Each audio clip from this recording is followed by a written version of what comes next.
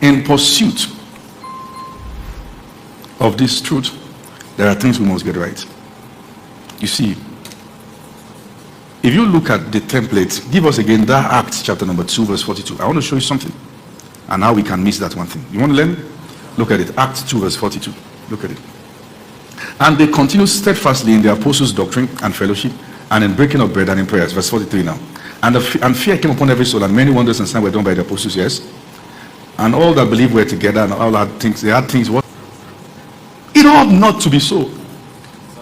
As a matter of fact, what Paul prescribed is that if we are holding meetings and unbelievers come amongst us, they'll be convicted from deep within, because of the atmosphere of the sleep within, because of the atmosphere of the spirit.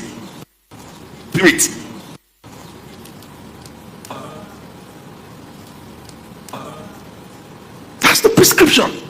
That's the prescription. That's the way the church. That's the way the church.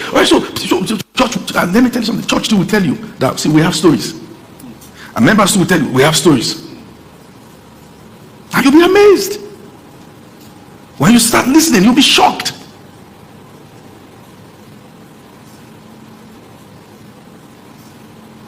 I've shared the story before.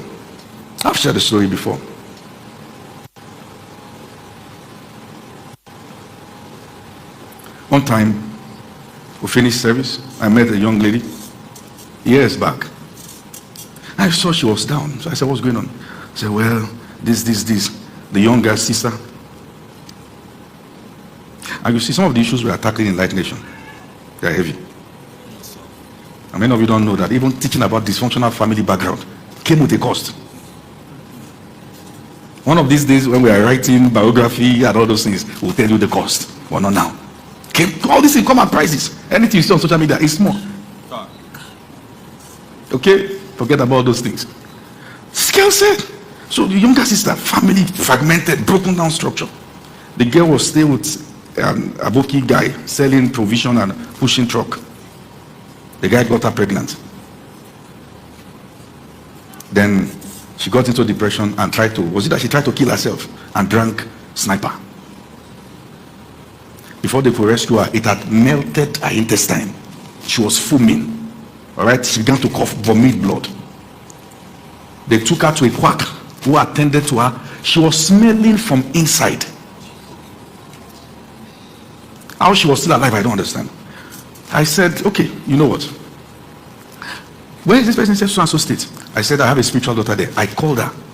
I said, please, you do me a favor. Where are you working? I said, resign. I put you on salary. Help me go to so and so place, pick that young girl, take her to the hospital. This, my spiritual daughter, was in the hospital for 3 months. To tell you how bad it was. We spent money. All right. And when I say I spent money. So finally, a lot of things were done. Surgeries. Then the girl was discharged.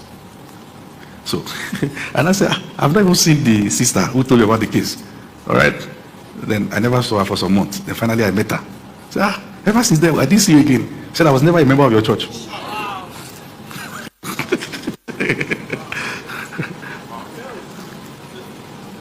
And that's why priority must be intact. That everything you do is done as unto God. Are you feel what I'm saying? Yes, sir. It is the corruption in human soul that has made sharing in common difficult. The soul, the heart of man has become the seat of perversion. Because you can take that fish and not know when you empty your account.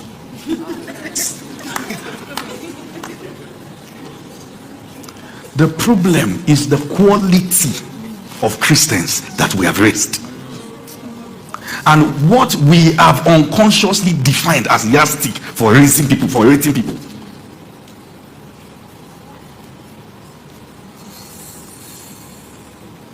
Okay? I just hope our faith doesn't get to the point that it is your offering that determines where you sit.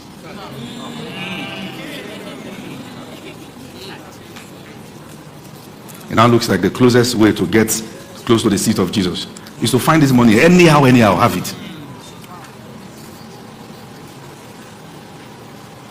People should be able to come to church at their level and grow. While everyone keep looking out for one another. Like if I observe that this Brother has been wearing the same shirt for 2 weeks. I don't have to ask. I can package 3 shirts. That's right. Yes, sir.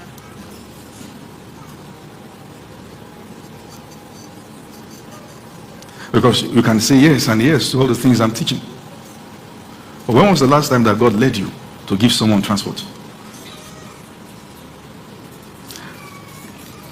When was the last time? There's a practice we try to run, which we're going to continue. And that's to bring up someone amongst us every now and then and ask the church to give to the person. Every time we have done that, what the church gives to that person, most times, is like times 3 or times 4 of the offering and tithe. But that's church. And we have never called anyone behind and say, hey, would they watch you?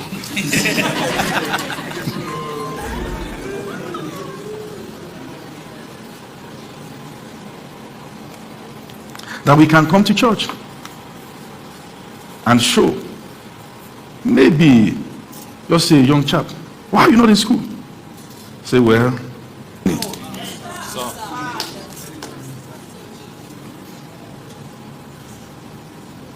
and I'll tell you this, we must not be under pressure to blow our own trumpet.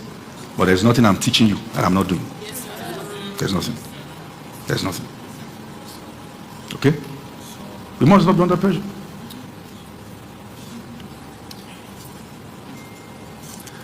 As long as the gap between people in societal strata is wide, there will be chaos. So developed nations make attempts to bridge the gap between the lower class and the middle class. The church should not be careless in making that attempt.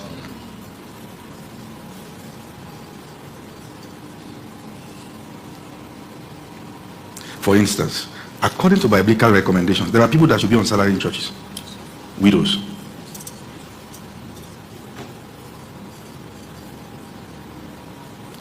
One of the reasons for the suspicion in church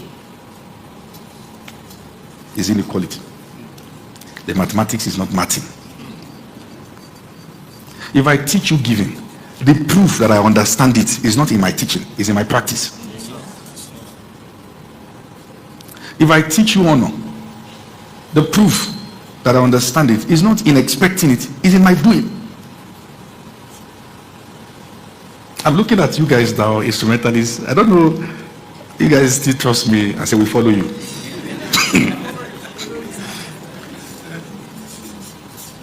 But the truth is, through their lives, people will learn that the church works. Listen, nobody hates meal. People are speaking from the standpoint of the fact that the church they know doesn't work for people. Before you will prove that it can work again, you will first be bashed. Because when you speak, you remind them of oppression. Yes, sir. That's why you can't take it to heart. See, let me tell you something. It's my life. One time, years back, I will not mention which woman. All right, a woman called me. Somebody in my family. Talk, bash. It was raining, causes. I kept quiet. When she was done, I said, the reason why you are talking like this is because you don't know how much I love you. I said, you heard me. I said, you don't know how much I love you and your children. I said, you are afraid of me. Because you know the hand of God is on my life. You think when God lifts me, I will fight your children. I said, no, they are my own. She went back to church the following day, the weekend, and came out for altar call. When people speak, they are speaking from something new. Don't carry it on your head that they hate us. Nobody.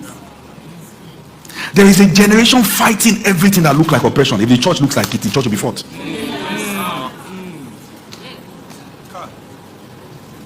So, even Apostle Lazarus, before you will make your point, it will take years.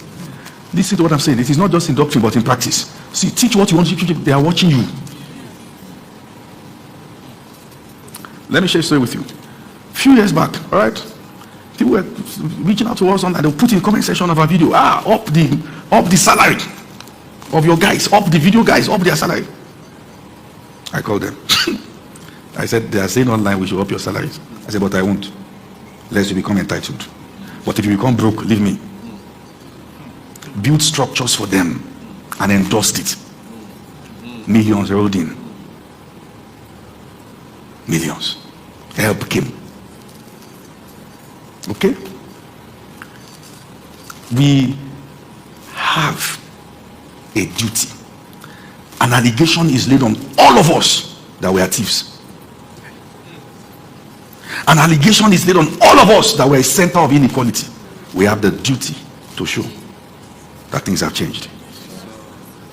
And that happens not just by pulling down or by building up, by how we treat ourselves.